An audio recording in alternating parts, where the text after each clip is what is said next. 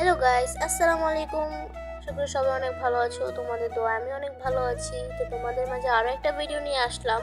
কারণ তোমরা আমার ফার্স্ট ভিডিওতে অনেক সাপোর্ট করছো, এই কারণে তোমাদেরকে অনেক অনেক থ্যাংক ইউ। আশা করি সব ভিডিওতে সাপোর্ট করবা। তো আজকে ভিডিওটা হচ্ছে আমার হাজবেন্ড সব কিছু রেডি করছে আর আমি শুধু ভিডিওটা করছি। আমার হাজবেন্ড আজকে বাসায় ছিল, ও ভাবলো যে অনেকদিন ধরে আমাকে কিছু বানায় খাওয়ায় না, তো আজকে বললো যে কোনো কিছু কি করে খাওয়াই।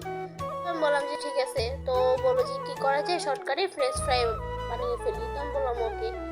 তো আমি দাঁড়িয়ে দাঁড়িয়ে দেখতেছিলাম আর ও সব কিছু করতেছিল। ও ফার্স্টে সব দিয়ে দিছিল, তো আমি বললাম যে অল্প দিতা। ও বললো যে না ঠিক আছে।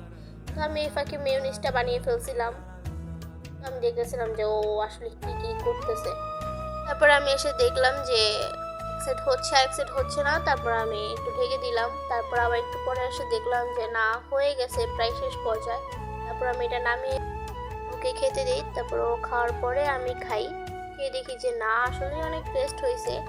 তো আমি ভাবলাম যে না, থ্যাংক ইউ বলা উচিত। বললাম থ্যাংক ইউ। তো রাত্রে ডিনার করলাম। ডিনার ছিল খিচুড়ি আর হচ্ছে হাঁসের মাংস।